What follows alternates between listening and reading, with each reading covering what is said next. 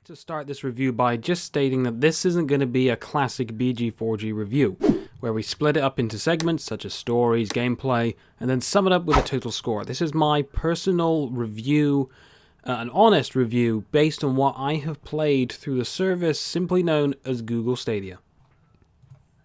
Now, the reason I'm doing this review now rather than when Stadia was more fresh and new is simply because my Google Stadia Pro membership expires at the end of this month, and as of time of recording, it is February. And I feel that it's fitting that we acknowledge Stadia before I never really get the chance to play through Stadia ever again, simply because I'm not renewing my subscription. I'm not renewing it simply because the value that they're asking for, in my opinion, is completely ridiculous. Now, here in England, it is £8.99p. I believe it's £9.99 in America. Now, of course, as everyone knows, I don't have to get into the details of Google Stadia. So, I mean, it's simply been... It's common knowledge to know the flaws of Google Stadia, but the fact that you're asking a subscription, which simply just accesses you to 4K resolution as a few other things, like monthly games, is just absolutely redonkulous. Redonkulous, sorry, that's a made-up word, which I do.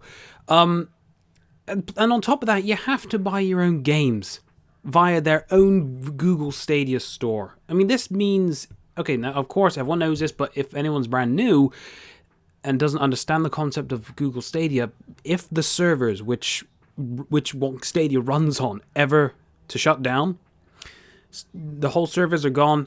There's no access to Google Stadia, as well as no access to the games that you've purchased. And of course, this is just a natural turn-off to gamers, because why would you want to invest money into something and then have the founders, the creators, the people running the show say, nah, it's not successful by our standards, and just get rid of it and get rid of your games? Unless, and I can, in my opinion, I can see this happening.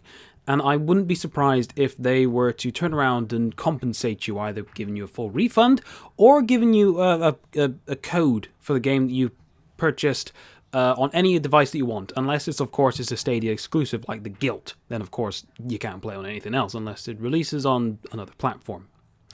Performance-wise, I actually barely have any complaints. Now, I do not have super overpowered internet speeds.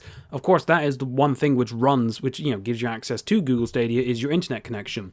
Now, of course, we've already established on, for example, they did Ascast, which just happened to pass Saturday, the fact that a load of Americans don't have a good enough internet speed to access 720p quality. Now, for me, again, as I just said, I do not have super overpowered internet speeds, but at good times, I can actually access 1080p. However, 9 times out of 10, the connection I have is 720p rather than 1080p, but of course, that's my end of the stick. But still, the experience that I do have, even with the low quality, if you want to put it that way, is still enjoyable. I'm not one of these people who has to have 4K resolution or 1080p resolution to enjoy something. I can enjoy something in 720p. But on my PC, which is an all-in-one PC, not a gamer PC, it's not something which is designed to run games or anything else like that. I suppose that's the whole hook of Google Stadia, is that you can have a great gaming experience with low latency, fairly run smoothly on any device. Like my all-in-one PC. It's not designed for PC gaming, but it runs smoothly with a perfect internet connection. Now, I can speak on the performance on the Pixel phones or the Chromecast Ultra, simply because I haven't tried it on either one of those devices. I don't have a Pixel phone, nor do I have a Chromecast Ultra, and I really don't want to go out and buy a Chromecast Ultra for something that, well, let's face it, isn't going to last long with me in my household. Of course, we'll move on to other problems, and one of the other problems is the fact that Google Stadia only works on Google Pixel phones. I know they're going to obviously expand that. I don't know if they have already. I haven't really been paying attention to Google Stadia, to be honest. But yeah, the fact that at the start you can't use it on any other device other than the Google Pixel phone, when most people most likely have an iPhone or a Samsung, something like that, something a bit more mainstream rather than a Google Pixel. I know Google Pixel is kind of mainstream, but anyway, that's beside the point.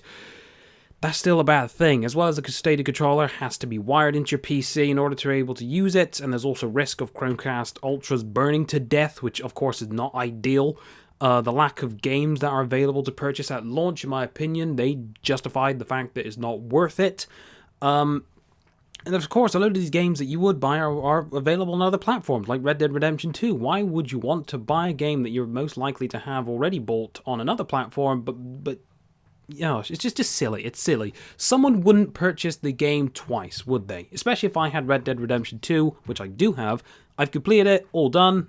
I've made so much progress, a load of hours put into it. Why would I want to do that again on something which isn't going to be stable all the time? It's a load of these things which should have been ironed out from the beginning, you know, like everything I've just mentioned. Then it should have been ironed out. It should have been thought through, and the fact that they were asking you to just jump straight in with £129 over here to pretty much what could be summed up with as a beta. And that's pretty much my ending statement. Really, is the fact that Stadia just wasn't ready. All the problems I listed, as well as performance issues. Which, okay, yeah, for me is not too bad, but, you know, other people have worse experiences than me. The fact you have to pay for something which could be considered a beta is pretty much criminal. They should have tested it out a lot more. They should have thought it out a lot more. It's just, it's a flop, in my opinion, and it could have been a lot more. Stadia, in my opinion, is already dying. And the fact that GeForce Now has finally been released out of a beta which has been running for many years, Stadia doesn't have a chance, man. I mean, I have personally signed up to be a founder of GeForce Now, and I'll give you just on a side note here, I'm going to give you a review down the line. I want some full-on quality time with GeForce Now before I burst my, give you my opinion, so maybe when the 90 days are up, you'll have it. But I'm also going to be doing a few other things with GeForce Now, like the NVIDIA Shield, stuff like that, blah, blah, blah, blah, blah. I'm just plugging in GeForce Now when I should be talking about Google Stadia. Oh dear. Anyway, Stadia's approach to gaming, Google's approach to gaming should have been what GeForce Now is offering, not what Stadia is now, where it's its own platform. It should have been an access for people to stream a game if they couldn't afford massive hardware like a PlayStation 4 Pro or an Xbox One X, because a lot of people, that's a pretty hefty price you could be paying. But it just turns out it's just something else where you have to invest quite a bit of money into. It's not ready. It's not worth it. And I will not be renewing my subscription. Thank you ever so much for watching me ramble about Google Stadia for nearly 8 minutes. I'm probably going to go over now with the ending. But yeah, if you like this, please subscribe, like, share on social media, comment down below on your thoughts and opinions on Google Stadia. And yeah, thank you again, and I'll see you on the next one.